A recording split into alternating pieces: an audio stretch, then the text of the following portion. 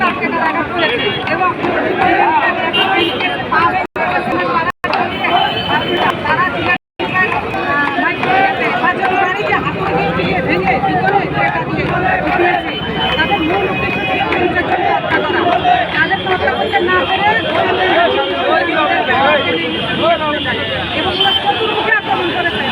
বাংলাদেশ থেকে শুধু হাসিনা গিয়েছে, হাসিনার তারা কেউ যায় নাই। তারা উৎপত্তি আছে শিয়ালের মতো।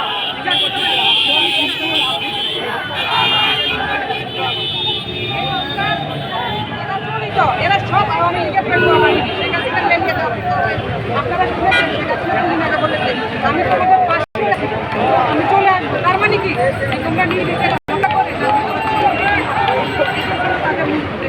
আমরা অবিলম্বে হত্যাকারীদের 24 ঘন্টা আমরা সময় দিয়েছি, তাহলে গোপালগঞ্জে